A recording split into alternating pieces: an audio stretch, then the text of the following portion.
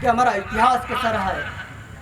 तो दुनिया के इतिहास के अंदर ये जो 200 वर्ष गए हैं, उसमें सबसे अधिक महापुरुष कहीं जन्म लिए हैं तो अपने देश के अंदर लिए। मुगलों की दास्ता के कारण, अंग्रेजों के कालखंड में हमने संघर्ष किया, कभी भी अंग्रेजों की और न मुगलों की अधीनता को स्वीकार नहीं किया। 332 ईसा पूर्व जब सिकंदर भारत के अंदर प्रवेश कर रहा था, उस समय तक्षशिला के अंदर, गुरुकुल के अंदर इस देश का भविष्य निर्माण हो रहा था। वहां से एक आचार्य पूरी घटनाक्रम को देख रहा था। उसने सबको बताया कि सिकंदर आक्रमण कर रहा है, इससे देश की रक्षा करना चाहिए। उस समय के सारे राजाओं से संपर्क करके उन्होंने उनको बताया कि अपने देश की रक्षा करो। लेकिन उस समय सारे राजा कहते थे हम पे जब आक्रमण होगा तो हम रक्षा करेंगे। उस समय का सबसे बड़ा राज्य जो घनानंद का था, उससे भी कहा, उसने कहा मेरे घर पे आएगा, मेरे राज्य में आएगा तो मैं उससे जवाब दूंगा। इसलिए जो है चाणक्य ने इसे सम्राट का निर्माण किया। सिकंदर आया, आंधी की तरह आया, तूफान की तरह चला गया। सिकंदर भारत को कभी जीत नहीं सका। लोग कहते हैं जो जीता वो सिकंदर, लेकिन ऐसा नहीं है। आप इतिहास अगर पढ़ोगे तो जो हारा, जो पिट के गया वो सिकंदर। सिकंदर जिस रास्ते से आया था उस रास्ते से वापस नहीं गया, उसकी हिम्मत नहीं हुई। और हमें पता है मालव गणराज्य के एक वीर सैनिक का जो बाण लगा, उसके मंद गति के जहर के कारण अपने देश लौटते लौटते सिकंदर मर गया। उसके बाद में उसका सेनापति सेल्यूकस जब भारत आया तो सिकंदर ने 3 नदियां पार की थी पंचनदी से। तो ये भी ये सोच के आया था कि कोई रोकने वाला तो है नहीं, चला जाऊंगा अंदर। ऐसा सोच के वो भारत के अंदर प्रवेश करने के लिए आया, लेकिन क्या देखता है कि इस बार एक विशाल सेना उसके सामने खड़ी थी। वो विशाल सेना थी चंद्रगुप्त मौर्य की। सेल्यूकस और चंद्रगुप्त मौर्य के बीच युद्ध होता है। सेल्यूकस पराजित होता है, वो जो है युद्ध का हर्जाना देता है और अपनी बेटी हेलेन की शादी चंद्रगुप्त के साथ करके जाता है। ऐसा पराक्रम चंद्रगुप्त का, हमें पता है उसका युग स्वर्ण युग था। हमें नहीं पढ़ाया जाता, हमें पढ़ाया जाता है हम कुटने वाले, पिटने वाले, मार खाने वाले ऐसे ही लोग थे। उसके बाद में मुगल जब आए, शक हुण आए, हुणों के कारण चीन ने दीवार खड़ी कर दी। वो हुण जब भारत के अंदर आए तो मंदसौर में आके पराजित हुए। आज भी वहाँ विजय स्तंभ बना हुआ है, वहाँ लिखा हुआ है यशो धर्मा चाहुर्जित। हुणों को पराजित करने वाला कोई था तो यशो धर्मा था। जो चीन डर के दीवार बनाता है वो हुण भारत के अंदर पराजित होते हैं। शक भारत में आते हैं तो जो है विक्रमादित्य पराजित करते हैं, शालिवाहन पराजित करते हैं। इसलिए कहते हैं विक्रम संवत सकारी संवत प्रारंभ हुआ। यानी हमारे पराक्रम को सही मायने में कहा नहीं जाता। मुगल आए, हमने मार खाई, हमारे ऊपर राज्य किए, 500 सालों तक हम मुगलों के गुलाम रहे। ऐसा नहीं, अगर हम गुलाम रहे तो शिवाजी महाराज का राज्य क्या था? शिवाजी महाराज ने अपने जीवन के अंदर 276 लड़ाइयां लड़ी। एकमात्र ऐसा पराजय योद्धा है जिसने जितनी लड़ाइयां लड़ी सब जीती। महाराणा प्रताप ने घास की रोटी खाना स्वीकार किया, लेकिन मुगलों की अधीनता स्वीकार नहीं की। जंगल के अंदर घास की रोटी खाई, और जब उनको भामाशाह ने सहयोग किया तो अपने 58 किलो में से अपने जीवन काल के अंदर 56 किले पुनः मुल्कों से प्राप्त किए। पंजाब के अंदर गुरु गोविंद सिंह, राजा रणजीत सिंह। आसाम को कभी भी मुगल जीत नहीं पाए। ऐसा अपना इतिहास पराक्रम भरा रहा है। अंग्रेजों के आने के बाद भी अंग्रेजों से भी संघर्ष किया। 1857 की क्रांति में कमल और रोटी से जो है पूरा जो है देश क्रांति में हो गया। लेकिन हम कहेंगे कि मंगल पांडे की थोड़ी जल्दबाजी के कारण उस समय देश आजाद नहीं हो पाया। लेकिन उस समय भी देश के पराक्रम सोया नहीं था, जवाब दिया। बिहार का राजा कुंवर सिंह 80 साल की आयु का था। वो लड़ रहा था, यमुना नदी के अंदर उसको गोली लगी पास में, उसने अपना हाथ काट के फेंक दिया।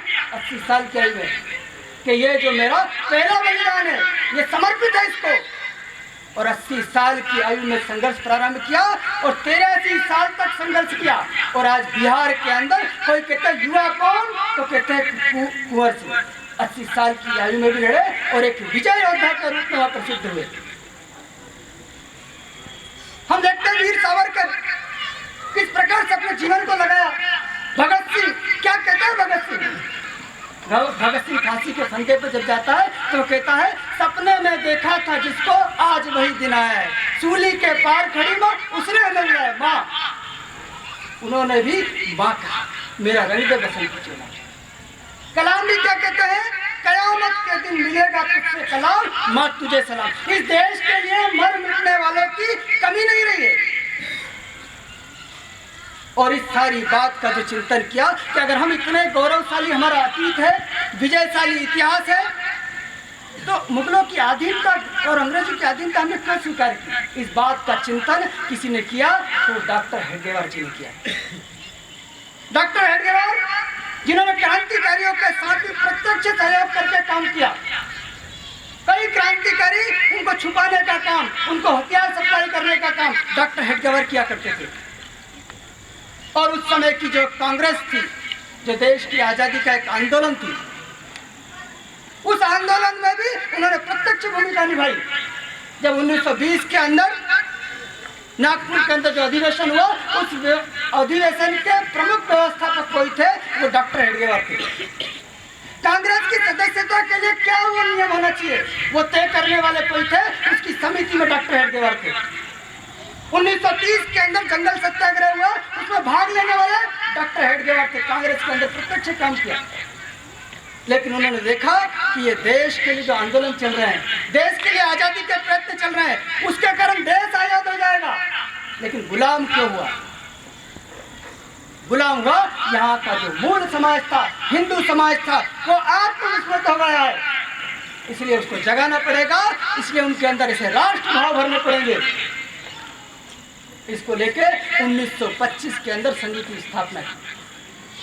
1925 से लगा के आज अगर हम देखें तो आज हमारे सामने एक विराट स्वरूप संगठन का दिखाई देता है।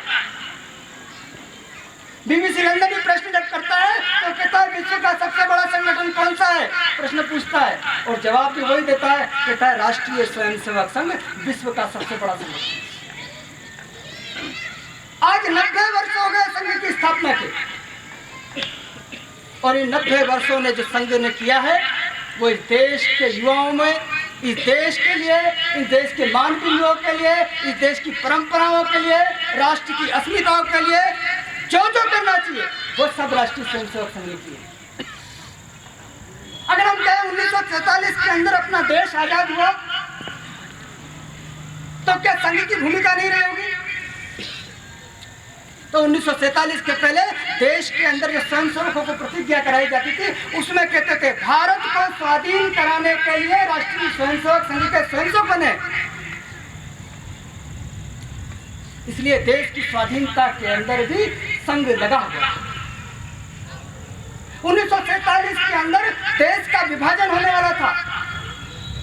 अंग्रेजों ने घोषणा कर दी जून 1948 को देश का विभाजन करके चले जाएंगे।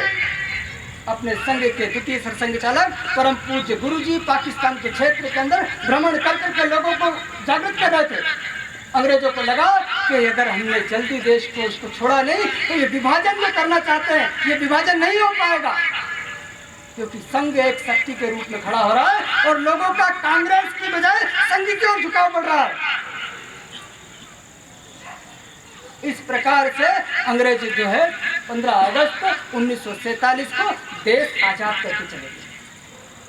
जैसे ही घोषणा की कि 15 अगस्त 1947 को देश आजाद कर दिया जाएगा, एक पाकिस्तान होगा और एक भारत होगा, परम पूज्य गुरुजी ने कहा कि जब तक पाकिस्तान के क्षेत्र में एक भी हिंदू है तब तक संघ का स्वयंसेवक वह उनकी सुरक्षा करेगा, उनको सुरक्षित भारत के अंदर पहुंचाने का कार्य करेगा। और हमने देखा है ये ट्रेन की लाशों से कट कट के जो आती थी उस समय भी संघ लोगों को सुरक्षित भारत के अंदर पहुंचाने का कार्य करता था। ये जो जितने भी दृश्य जो लोग देखते हैं 1947 के विभाजन के दृश्य, उसमें कई नेत्रधारी स्वयंसेवक दिखाई देते हैं। वास्तुहारा समिति बनाई, कैंप लगाए, शिविर लगाए, लोगों को शरणार्थी के रूप में उनको शरण दी। उस समय हिंदुओं की रक्षा का काम किया स्वयंसेवकों ने। 14 अगस्त के दिन श्रीनगर के डाकघर पे पाकिस्तान का झंडा फहरा दिया गया। जैसे ही पाकिस्तान का झंडा 14 अगस्त को फहराया गया, सारी संघ के स्वयंसेवक सक्रिय हो गए और सभी स्वयंसेवकों ने योजना बनाई, रात भर जागे और कार्यालय के अंदर ही उन्होंने श्रीनगर के कार्यालय में झंडे बनाए, तिरंगे बनाए। और जब 15 अगस्त आया तो सब घरों के ऊपर उस दिन तिरंगे फहराए संघ ने। तो लोगों को समझ में आया कि यहाँ जो है राष्ट्र खड़ा है, राष्ट्र विरोधी शक्तियां यह पनप नहीं सकती। लेकिन अपने देश की सरकार जो थी वो थोड़ी कमजोर पड़ रही थी, इसलिए वहां के राजा ने पाकिस्तान के साथ में, चाहता नहीं था राजा हरि सिंह, लेकिन पाकिस्तान के साथ समझौता किया कि आप हमारी स्वतंत्रता बनाए रखें, इसलिए हम आपके साथ आने के लिए तैयार हैं। लेकिन उनका मन नहीं था, क्योंकि पंडित नेहरू नहीं चाहते थे। सरदार पटेल ने उसमें जो लगे और उन्होंने गुरुजी से अनुरोध किया कि आप जाइए वहां पे। सरकारी विमान से, विशेष विमान से गुरुजी को भेजा गया। गुरुजी हरि सिंह जी से मिले, उनसे अनुरोध किया और उन्होंने कहा मैं भारत में आने के लिए तैयार हूं। और उन्होंने भारत के विलय के प्रस्ताव पे हस्ताक्षर किया। अब जो है कबायलियों के रूप में पाकिस्तान के लोगों ने आक्रमण कर दिया भारत के अंदर। श्रीनगर में सेना भेजना था और सेना कैसे भेजे? क्यों? क्योंकि मार्ग लाहौर होके जाता था उस समय, इसलिए क्या किया जाए, तो वहां जो है विमान से सेना भेजेंगे। तो संघ के 500 स्वयंसेवकों ने पूरी रात परिश्रम करके वहां हवाई पट्टी निर्माण की, जिसके कारण भारत की सेना वहां श्रीनगर के अंदर उतर सकी और जो है कश्मीर पर सका। इस प्रकार से देश के अंदर जब जब आवश्यकता पड़ी, संघ के स्वयंसेवकों ने अपने जीवन को बलिदान किया। 1947 के अंदर अपना देश आजाद हो गया था, लेकिन नागरा, दादरा, हवेली और गोवा पुर्तगालियों के कब्जे में था और उनसे मुक्ति दिलाने का काम किसी ने किया, तो संघ के स्वयंसेवकों ने किया। जत्थे जाते थे 100 के। हमें पता है उज्जैन के राजा भाऊ महाकाल 15 अगस्त के दिन वहां जाके झंडा फहराया, गोली लगी और वो शहीद हुए। अगर अपन देखेंगे उज्जैन का जो बस स्टैंड का नाम है राजा भाऊ महाकाल बस स्टैंड। क्यों? क्योंकि गोवा के अंदर शहीद हुए थे। किसके लिए? पुर्तगालियों से देश गोवा को मुक्त कराने के लिए। हमें केवल 15 अगस्त का पता है, वो भी एक पराक्रम था, रोमांचकारी घटना है, उस समय की भी पढ़ने की घटना है। इस प्रकार देश को जब जब आवश्यकता लगी, संघ के स्वयंसेवकों ने आगे बढ़ के कार्य किया। 1962 के अंदर जब चीन ने आक्रमण किया, परम पूज्य गुरुजी ने उसके पहले पंडित नेहरू को आगाह किया कि तुम ये पंचशील का सिद्धांत दे रहे हो, लेकिन चीन जो है ये युद्ध की योजना बना रहा है। पंडित नेहरू कह रहे थे कि तुम कहाँ क्यों, सब अच्छा चल रहा है, हिंदी चीनी भाई भाई के नारे लग रहे थे। और हमें पता है चीन ने आक्रमण किया, और चीन के आक्रमण के समय गुरुजी ने ये नहीं कहा कि मैंने तो पहले ही कहा था, लेकिन संघ के स्वयंसेवक सेना के साथ खड़े हो गए। सेना को भोजन पहुंचाने का काम संघ के स्वयंसेवकों ने किया। सेना को, सरकार को जो जो आवश्यकता थी उस सब में सहयोग किया। रक्त जब जरूरत पड़ती थी देते थे। इसलिए जो है 26 जनवरी 1963 को पंडित नेहरू ने कहा, जो घोर विरोधी थे संघ के, उन्होंने कहा संघ के स्वयंसेवक आए और जो है लाल किले के सामने परेड करें। 3 दिन पहले सूचना दी गई। 3000 स्वयंसेवक पूर्ण गणवेश के अंदर 26 जनवरी 1963 के अंदर लाल किले के सामने जो संचलन निकालते हैं। 1965 के अंदर जब पाकिस्तान आक्रमण करता है, लाल बहादुर शास्त्री उस समय देश के प्रधानमंत्री थे, उन्होंने परम पूज्य गुरुजी को आमंत्रित किया। बैठक किसकी थी? सर्वदलीय बैठक, सब राजनीतिक पार्टियों को बुलाया गया था, लेकिन उस समय गुरुजी को बुलाया गया। गुरुजी ने आश्वासन दिया पूरा संघ आपके साथ खड़ा है। सेना को भोजन पहुंचाने का काम संघ के स्वयंसेवकों ने किया। दिल्ली की ट्रैफिक व्यवस्था संभालने का काम संघ के स्वयंसेवकों ने किया। रात को जो है एक दिन 12 बजे फोन आया कि सेना के जो है घायल सैनिक आ रहे हैं, उनके लिए रक्त की जरूरत है। दिल्ली कार्यालय में फोन आया। सुबह अस्पताल के अंदर 500 स्वयंसेवक खड़े हुए थे रक्त देने के लिए। इस प्रकार से संघ खड़ा हुआ था। और जब ताशकंद जब जाने लगे तो गुरुजी ने जो है लाल बहादुर शास्त्री को कहा कि आप मत जाओ, ये षड्यंत्र है। लेकिन लाल बहादुर शास्त्री जी नहीं माने, वो गए। उसके बाद क्या हुआ हमें पता है, लेकिन देश के अंदर ऐसे अवसरों पे संघ सबसे पहले खड़ा। देश के अंदर अगर आपदाएं आती है, देश के अंदर ऐसी घटनाएं होती है, तो हमें पता है कि सबसे पहले कोई खड़ा होता है, संघ का स्वयंसेवक खड़ा होता है। संघ बिना न दूजा कोई। जयप्रकाश नारायण संघ के घोर विरोधी थे। और जब 1968 के अंदर बिहार के अंदर जो है अकाल पड़ गया, उस समय लोग सहयोग कर रहे थे, संघ के स्वयंसेवक भी वहां गए। और उसमें जब सहयोग किया तो जयप्रकाश नारायण ने कहा, भाई तुम मैं संघ का स्वयंसेवक हूँ, तो बताओ तुम्हारा कितना खर्चा हुआ? तो मेरा कोई खर्चा नहीं हुआ। क्यों? सब तो ले रहे हैं जो सहयोग कर रहे हैं, जो व्यवस्था में लगे हैं। तुम भोजन, तो मैं भोजन का टिफिन लेके आया था। तो क्या आया तो किराया तो लगा हुआ, मैं साइकिल से आया। जयप्रकाश नारायण हर पुत्र कैसे लोगे? भोजन अपना लेके आते हैं, पैसा अपना खर्च करते हैं। देश के लिए मर मिटने वाले ऐसे युवा और संघ तैयार कर रहे हैं। वो संघ के प्रति जो धारणा रखते थे, उनकी धारणा बदल गई। और उन्होंने कहा कि संघ के स्वयंसेवकों का जो समर्पण है, देश के प्रधानमंत्री का भी समर्पण नहीं है। लातूर के अंदर जब भूकंप आता है, संघ के स्वयंसेवक सबसे पहले पहुंचते हैं। चरखी दादरी के अंदर मुसलमानों से भरा हुआ प्लेन जब क्रैश होता है, 312 मुसलमानों को बचाने का काम भी संघ के स्वयंसेवक करते हैं।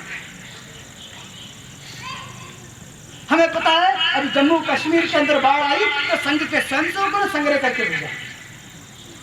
उत्तराखंड के अंदर बाढ़ आई, मीडिया तो बचता है, तो फोटो नहीं दिखाना इनके, लेकिन हमें दिखाई देते हैं वो काम करने वाले स्वयंसेवक दौड़ दौड़ के काम करते हैं।